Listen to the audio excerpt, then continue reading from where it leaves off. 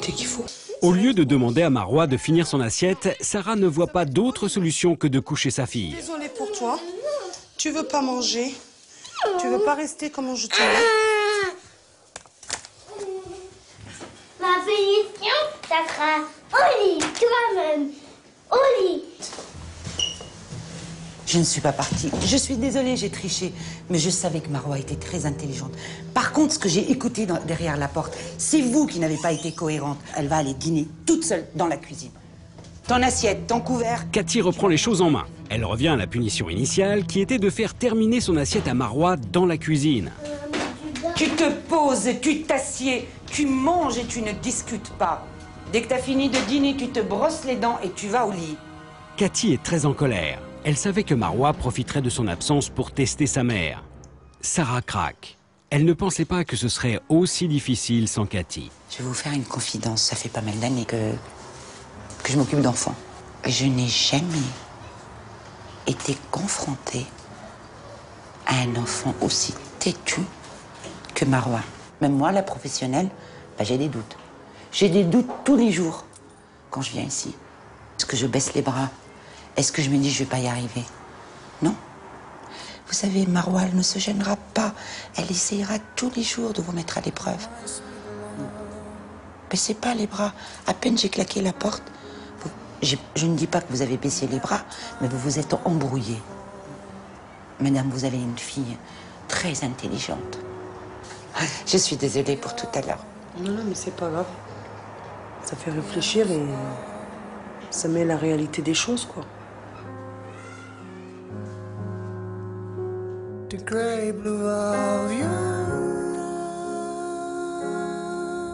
C'est le troisième et dernier jour d'action pour Super Nanny.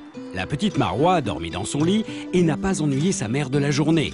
Elle a même décidé de s'offrir une petite sieste dans sa chambre. Oh, regardez-moi ça. Rien, c'est le repos du guerrier, ça. Tu te réveilles. Tu te lèves, tu te lèves, tu concentres. Pour cette dernière journée, Cathy a réservé une surprise à Marois qui adore les livres. La bibliothèque de la ville se trouve à 2 pas de chez Sarah, un lieu calme où la petite va apprendre à canaliser son énergie.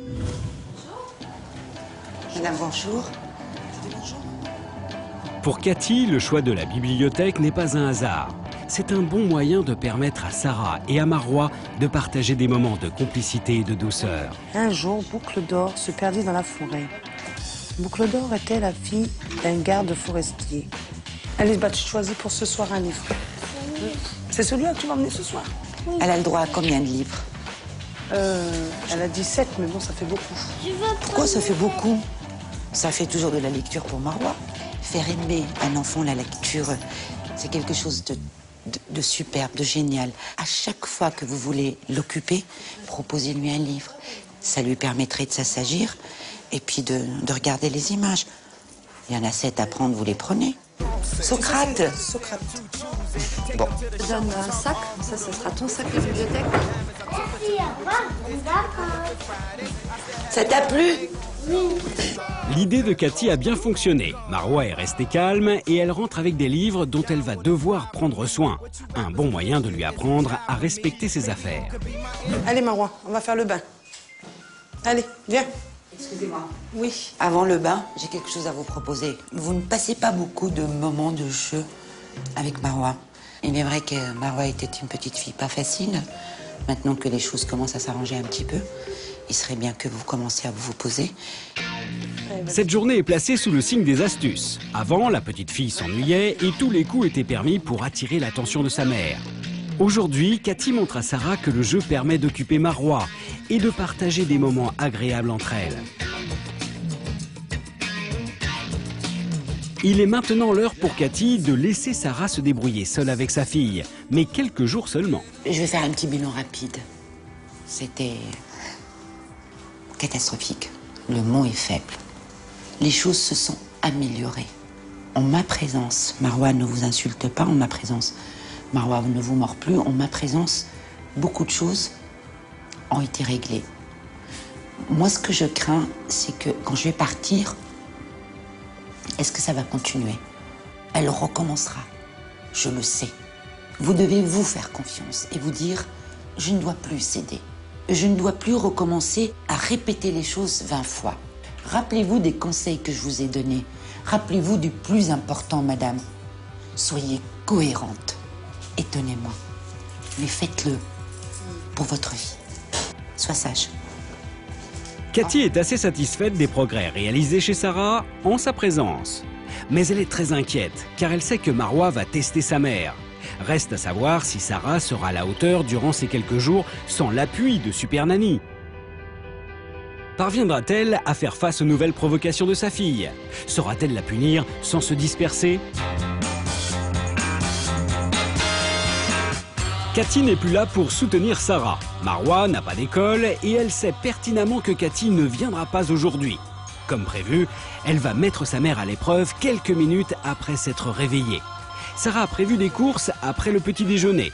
Mais Marois veut regarder un DVD alors qu'elle en est encore privée.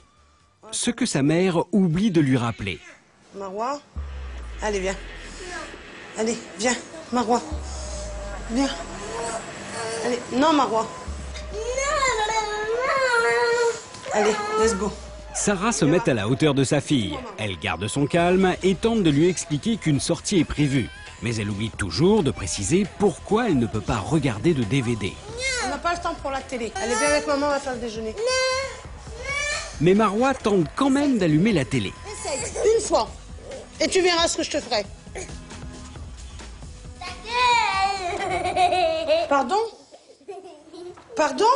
J'ai pas entendu, Marois. Et comme Sarah n'a pas bien entendu, Marois va répéter.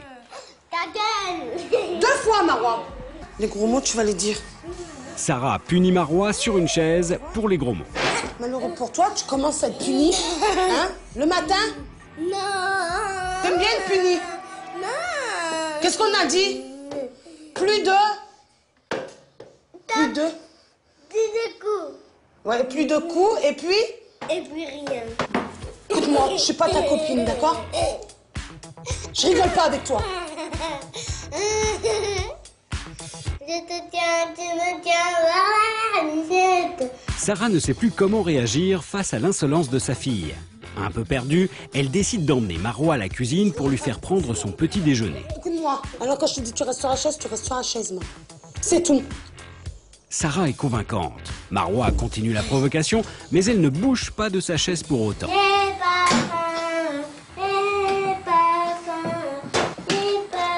Malgré les provocations, Sarah reste calme et impassible, ce qui a pour effet de calmer Marois lentement mais sûrement. Allez, go, je te l'ouvre ou pas? J'entends pas. S'il te plaît. Merci. Allez. Marois s'est calmée, mais elle ne touche pas à son petit déjeuner. Sarah réagit comme il faut, elle ignore sa fille qui, résignée, va finir par s'attaquer à son bol de céréales.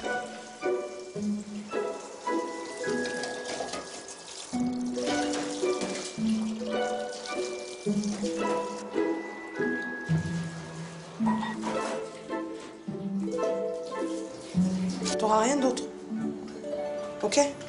Pas avant midi. Mère et fille font la paix, mais Sarah va prononcer la phrase de trop. T'allumes pas la télé, hein? Non? Y a pas de télé, Marois. Je te dis non, alors tu l'éteins.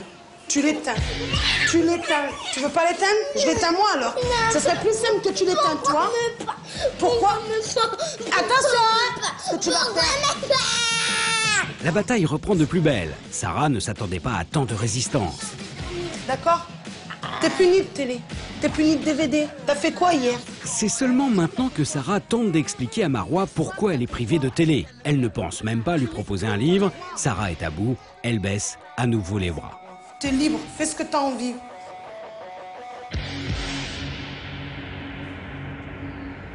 J'arrive pas en fait. Il manque quelque chose. Je vais pas lâcher, mais il y a des moments où, là comme là, j'étais obligée de lâcher, là, hier. Je sais pas. Marois a peut-être senti le désarroi de sa maman. Elle s'est calmée, seule dans sa chambre. Après cette remise en question et ce petit break, il est temps pour Sarah de s'expliquer plus calmement avec sa fille. J'arrive. Doucement. Debout. Tu sais pourquoi tu es punie de télé? On dit des gros mots à sa maman? Non? On ne dit pas. Ni de gros mots, ni d'insultes. Et les coups, on en met? Hein? On met des coups? Tu le sais en plus.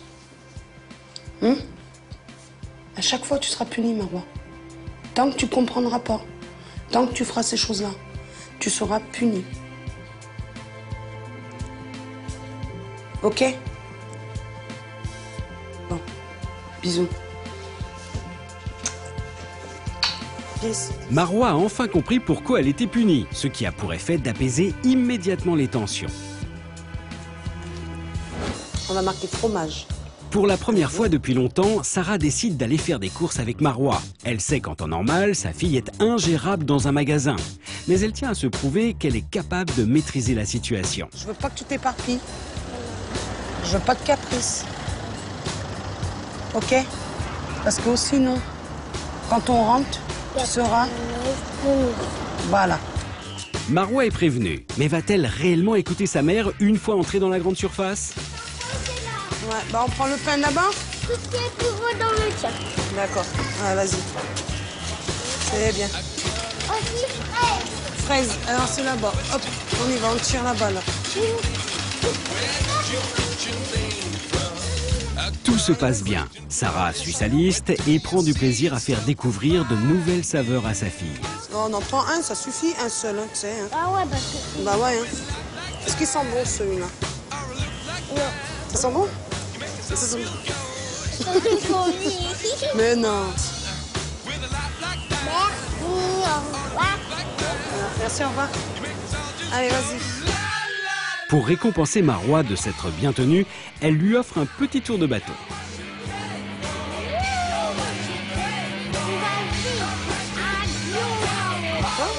C'est bien comme ça, hein? Quand tu dis « je t'aime bien, maman », bah voilà, comme ça, moi, je sais que t'aimes bien maman. Oui. De retour à la maison, Sarah suit les conseils de Cathy. Elle propose à Marwa une occupation créative. Que comme ça, et youpa. Oh! Faire des cheveux, tout ce que tu veux. Je Regarde. vais. Si tu fais une tête. Je vais faire du verre. À la rescousse. Encore, vas-y.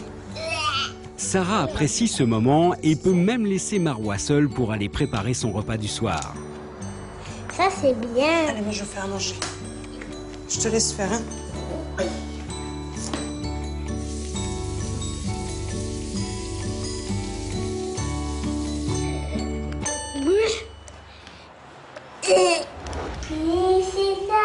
Après l'atelier pâte à modeler, Marwa se lave les mains. Comme sa mère est toujours occupée à la cuisine, elle en profite pour vider les shampoings dans le lavabo. Je mets mon culotte. Marwa, tu joues à quoi? Voilà. T'es contente? Tu t'essuies les mains. Sarah intervient et se prend un coup. La course-poursuite peut recommencer. Putain, mais me fatigue. Alors, tu sais quoi? Tu vois, je t'ai fait faire de la pâte à modeler. T'as fait de la pâte à modeler. Ça se passait super bien. Ok, t'es d'accord avec moi? Ça s'est super bien passé. Oui, maman. Je t'ai fait confiance. Je t'ai laissé à table avec ta pâte à modeler. Je suis partie faire à manger. Je t'ai dit, Marwa, range la pâte à modeler. T'as bien rangé la pâte à modeler? Je t'ai dit, Marwa, va te laver les mains. Qu'est-ce que t'as fait? C'est jeter son poing. Voilà. Alors, tu sais quoi? Tu vas être punie. Sarah punit Marwa dans sa chambre, qui ressort presque immédiatement. Tu restes dans ta chambre. Pourquoi? Tu le sais très bien, Marwa. Je n'ai pas à te le dire. Oh, putain. Écoute-moi bien. Écoute-moi bien. Quand je te dis que tu restes dans la chambre, c'est que tu restes dans ta chambre. Je ne vais pas courir derrière toi, moi. Moi aussi. T'as bien compris? Ouais. Je cours pas derrière toi. C'est pareil, mais regardez. Marwa reste dans sa chambre, mais les bonnes habitudes sont difficiles à perdre. Maman, tu peux du cul. Maman, elle peut des fesses. Maman, elle peut du gros cul. Le déjeuner est prêt. Sarah demande à Marois de venir à table. Mais une fois de plus, la petite n'écoute rien. Tu viens manger. Quand je dis c'est l'heure d'aller à table, c'est que c'est l'heure d'aller à table. T'avais bien commencé la matinée. Mais la matinée, tu l'as mal terminée, Marois. Voilà. C'est dégoûtant. Tu resteras dans la cuisine pour manger. C'est tout. Tu t'assois pour manger. Tu t'assois. Dipsy, tu descends. Mange, Dipsy, Dipsy, mange. viens là. Malgré la résistance de sa fille, Sarah reste ferme et décidée. Même si c'est difficile, elle ne veut plus que Marois fasse la loi à la maison.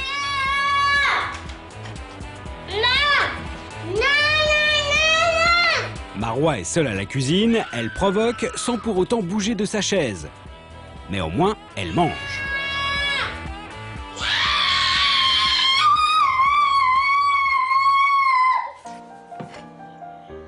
Quelques minutes plus tard, Marois est résignée et Sarah a gagné la partie.